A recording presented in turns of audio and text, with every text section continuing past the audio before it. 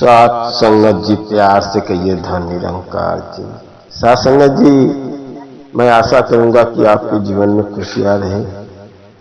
सात संगत जी, गुरु का कितना भी चर्चा करे कम है, और गुरु जिसको दे देता है उसको छप्पर फाड़ के दे देता है, उसके घर में खुशियां ही आ जाती है। सात संगत जी से एक विचार है।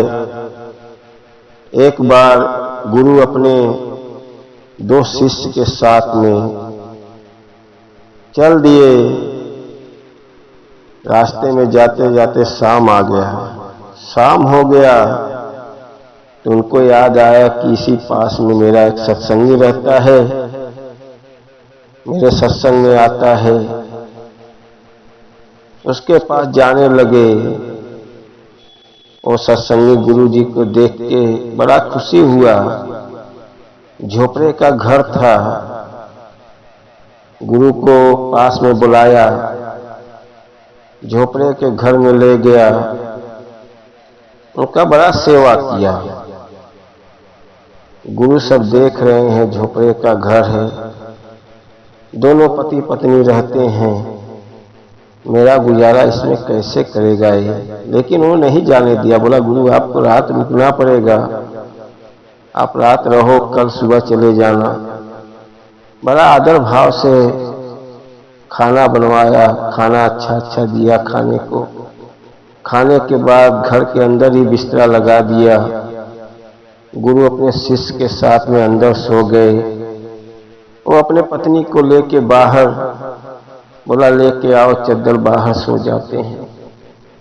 उसने बाहर अपने पत्नी को लेके चद्दर बिछा के सो गया। अब तो बादल गरजने लगे, बिजली चमकने लगी, बारिश आ गया, हल्का हल्का बारिश गिरने लगा। वो सत्संगी उठा, अपने बीवी से बोला, देखो कहीं मेरे गुरुजी का नींद न खुल जाए, जल्दी से वो चद्दर दो, मैं झोपड़े के ऊपर डाल लेता हूँ, अपने पतरे के ऊपर डाल लेता हूँ। सात संगत जी, घास फूस का झोपड़ी बना था, उसके ऊपर चद्दर डाल दिया कि कहीं गुरुजी का नींद खुल जाएगा। गुरुजी तो अंतर्यामी है, सब देख रहे हैं, बड़ा एहसास कर रहे हैं। देखो मेरे सत्संगी का कितना आदर भाव से मुझे व्यवस्था कर रहा है। चद्दर डाल दिया और रात भर बारिश हल्का हल्का होते रह गया। पति पत्नी ऐसे ही अपना बैठ के रात भर गुजारा किए।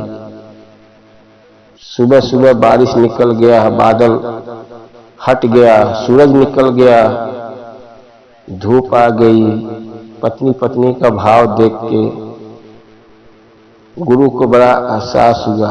गुरु बोले, अब चलता हूँ। तब तक गांव वाले को मालूम हो गया कि यहाँ पे बहुत बड़ा संत गुरु आए हैं, उसके झोपड़ी में है।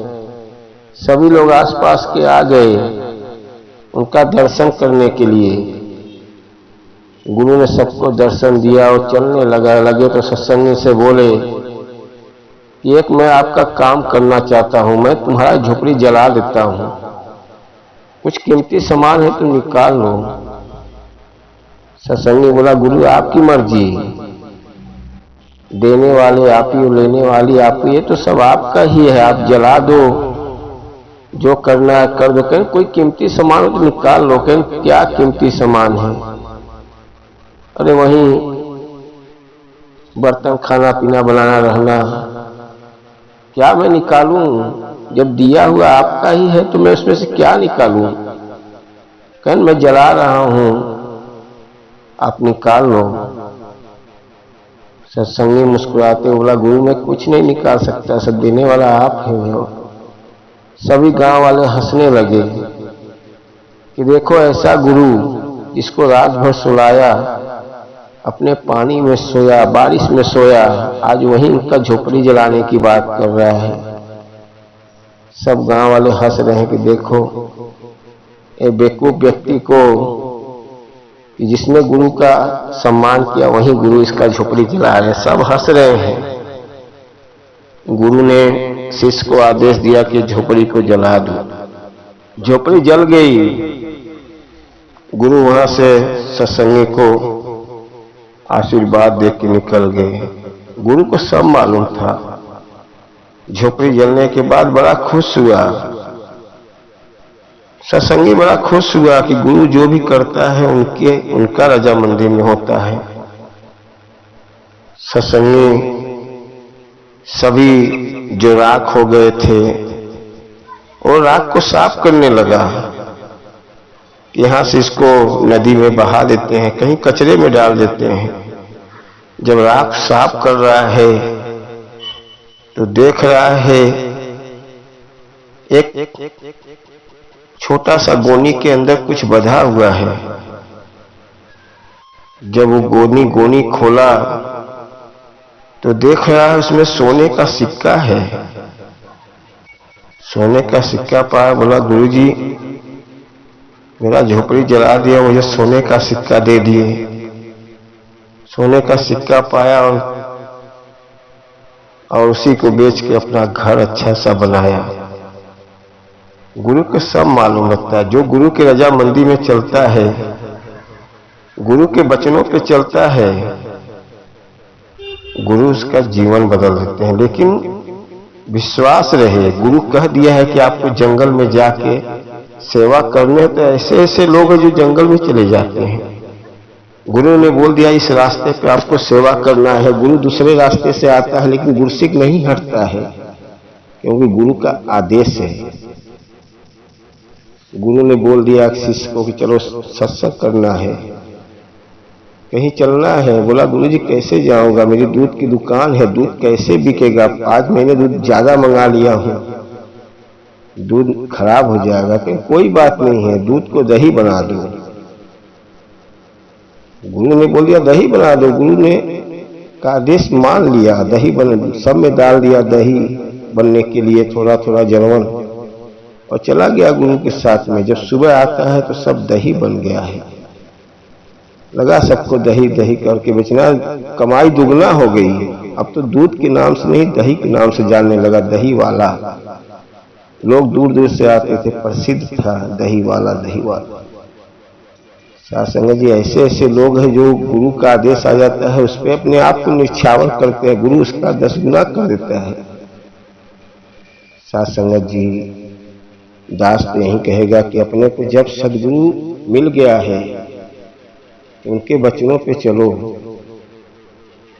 जो गुरु के वचनों पे चला उसका जीवन कल्याण हो गया। क्यों घबराते हो? विश्वास करके देखो, इतने संत महात्मा है, ऐसे ऐसे थे, उनका नाम भी याद नहीं है, जो अपने आप को निछावर कर दिए, गुरु का आदेश का पालन किया, आज वो अमीर बन गए हैं। इसीलिए साध संगत जी, सतगुरु माता जी सबको धन दौलत से भरे रहे कि आपके पास आए और सेवा सत्संग सेवन करते जाए।